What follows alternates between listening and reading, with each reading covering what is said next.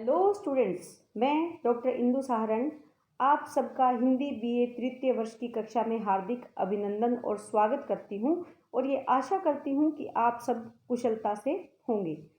बेटा, इस क्लास में जैसा कि नाम से स्पष्ट है, हिंदी बीए तृतीय वर्ष, इसी वर्ष की जो हिंदी की पुस्तक है उसका हम यहाँ पर अध्ययन करेंगे। आप स्क्रीन पर देख पा रहे हैं, ये आपकी हिंदी की पुस्तक है जो इस साल आपको पढ़ाई जाएगी, जिसका नाम है समकालीन हिंदी कविता।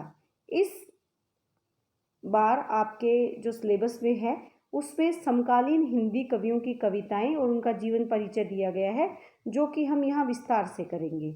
इस पुस्तक में आप देख पा रहे हैं कि सबसे पहले जो हैं अज्ञेय, सच्चिदानंद, हीरानंद, वात्स्यायन, अज्ञेय, उनका जीवन परिचय और उनकी कविताएं रहेंगी। उसके बाद धर्मवीर भारती, इनका जीवन परिचय और इनकी कविता। उसके पश्चात नरेश मेहता, नागार्जुन, रघुवीर सहाय, कुंवर नारायण और लीलाधर जगूड़ी, इन सभी कवियों की विस्तार से हम यहाँ पर चर्चा करेंगे। इनके जीवन परिचय के बारे में जानेंगे और इनके द्वारा लिखी गई कविताओं का विस्तार से अध्ययन करेंगे। अब जब इन सब कवियों के बारे में हमें पढ़ना ही है तो हमें सबसे पहले ये जानना ज़रूरी है कि समकालीनता क्या है या समकालीन कविताओं की क्या विशेषताएं हैं। इसके बारे में हम यहाँ पर थोड़ी चर्चा करेंगे ताकि पढ़ने से पहले आप इसे अच्छे से समझ पाओ कि इन कविताओं में आपको क्या पढ़ने को मिलेगा। सबसे पहले हम बात करें समकालीन हिंदी कविता की, तो इसके समय के बारे में अगर हम बात करें तो इसका समय है सन 1960 के बाद का। सन 1960 के बाद का यानी साठोत्तरी, जिसको हम साठोत्तरी के नाम से भी जानते हैं। 1960 के बाद जो कविताएं लिखी गई वो समकालीन हिंदी कविता के अंतर्गत आती है। अब अगर हम इसके बारे में बात करें, इसके नामकरण की अगर बात करें, तो इस कविता को यानी समकालीन हिंदी कविता को कई नामों से जाना जाता है, जैसे साठोत्तरी कविता, नई कविता, 7वें दशक की कविता, 8वें दशक की कविता, 9वें दशक की कविता आदि। ये बहुत से नाम हैं जो समकालीन हिंदी कविता के लिए प्रयोग किए जाते रहे हैं। इसके बाद अगर हम इसकी उत्पत्ति की चर्चा करें तो इसकी उत्पत्ति अंग्रेजी के शब्द कंटेम्प्रेरी से मानी जाती है और समकालीन शब्द इसी का रूपांतर है जो हिंदी में किया गया है। अब अगर हम इसके अर्थ या भाव यानी इस कविता का अर्थ क्या है ये अगर जाने तो हम देखेंगे कि इस कविता में अर्थ और भाव क्या है। यानी समकालीन शब्द का अर्थ क्या है, अर्थात प्रत्यक्ष बोध, प्रत्यक्ष यानी सामने, बोध यानी ज्ञान। कहने का भाव यह है कि जैसा देखे उसी का वर्णन करे, ना ही कोई बनावट है, ना ही उसको सजाने का प्रयास किया गया है, ना ही उसमें किसी अन्य रंग रूप को डालने की कोशिश की गई है।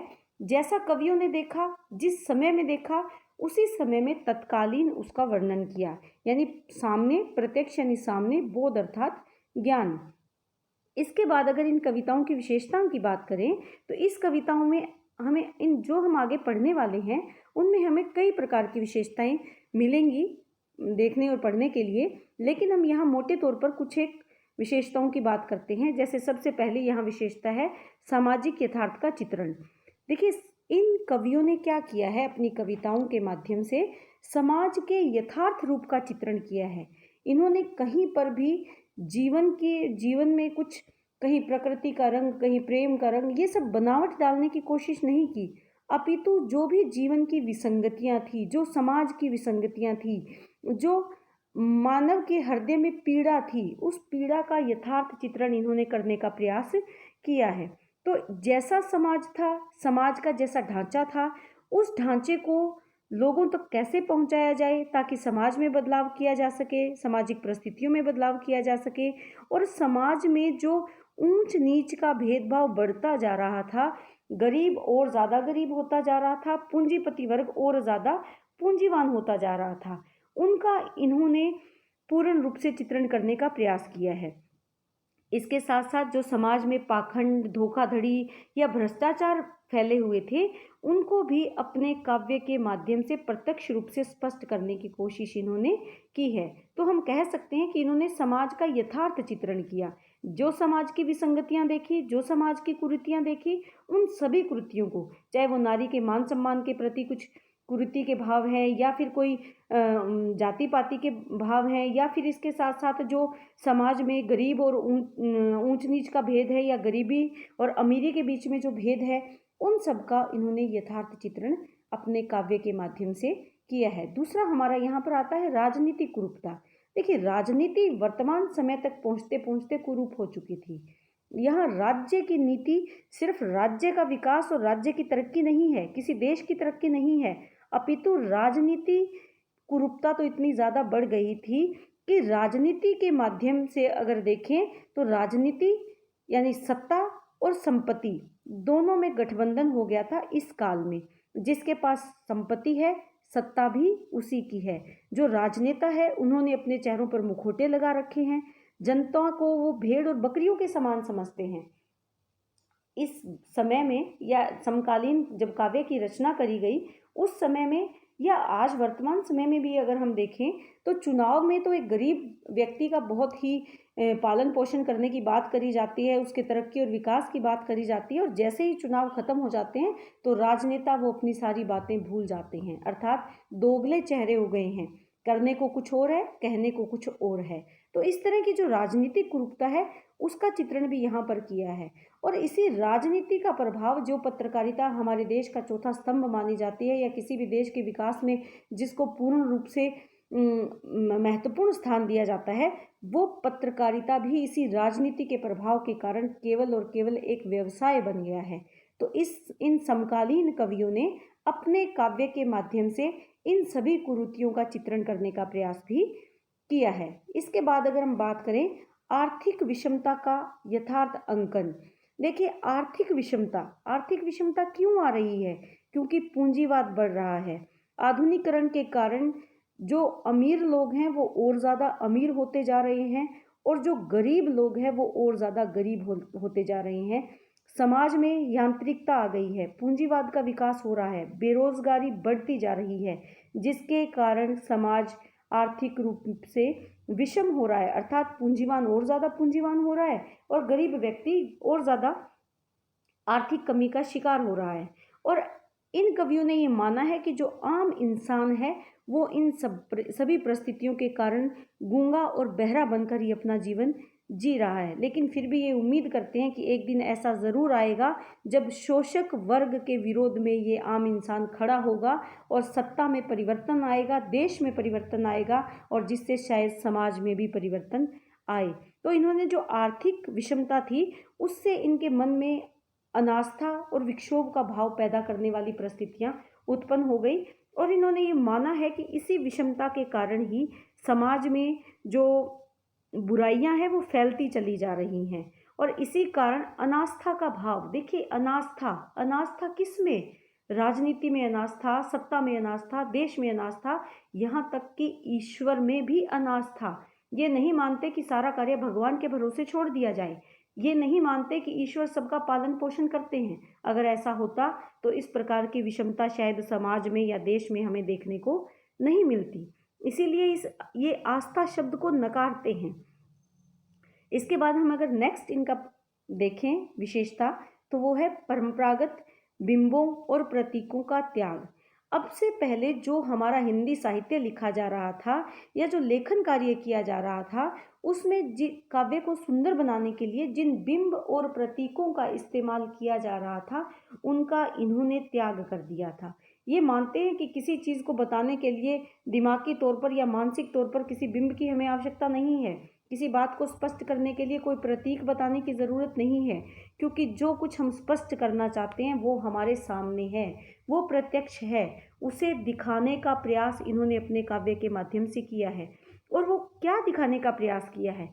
जैसे कि जो वैश्वीकरण है उसे दिखाने का प्रयास किया है। विश्व बाजारवाद में बदल रहा है, सूचना और प्रौद्योगिकी का विकास हो रहा है, मीडिया का विकास हो रहा है, तकनीकी वैज्ञानिक उन्नति हो रही है। इसके साथ साथ जो हमारे यहाँ नकारात्मक पहलू है, जैसे समाज की संवेदनहीनता, मनुष्य एक सजीव सचेतन प्राणी होते हुए भी जड़ बन गया है, ये सब चीज़ें ये दिखाना चाहते हैं अपने लेखन और अपने काव्य के माध्यम से। ये बताना चाहते हैं कि आज का जो समाज है वो बिंब और प्रतीकों के माध्यम से नहीं दिखाया जा सकता। क्यों? क्योंकि आज के समाज की जो भावना है वो उपभोक्तावादी हो गई है।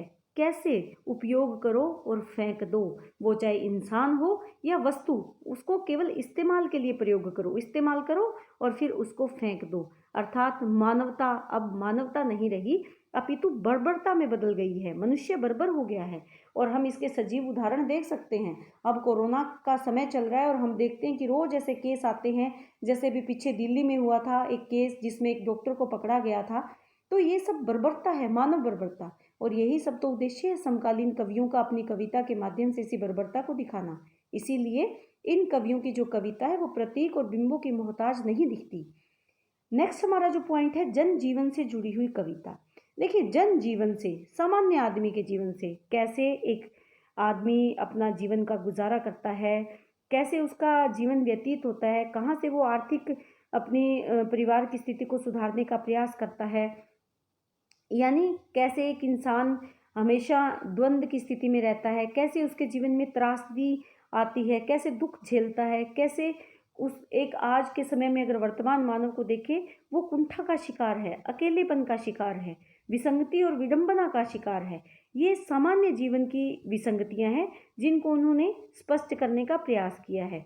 इसके साथ साथ जो सामान्य जीवन में हम देखते हैं कैसे प्रकृति का शोषण किया जा रहा है, प्रकृति का विनाश किया जा रहा है, वैज्ञानिक विकास के नाम पर प्रकृति का जो विनाश हो रहा है वो भी इन कवियों को कहीं हृदय में प्रभावित करता है, उसका भी इन्होंने स्पष्ट रूप से वर्णन करने का प्रयास किया है। अर्थात ये पूर्ण रूप से एक सामान्य जन से जुड़ी हुई कविता है, उसके जीवन से जुड़ी हुई कविता है। कैसे एक सामान्य मानव अपने पैर जमाने के लिए, अपना जीवन यापन करने के लिए कितना संघर्ष उसे करना पड़ता है, कितनी पीड़ा उसे सहनी पड़ती है और किस प्रकार की समस्याओं का सामना उसे समाज में करना पड़ता है, उन सब का चित्रण इन्होंने समकालीन हिंदी कविता में किया है। तो ये हमारी इसकी विशेषताएं थी जिनको समझाने का मैंने प्रयास किया है।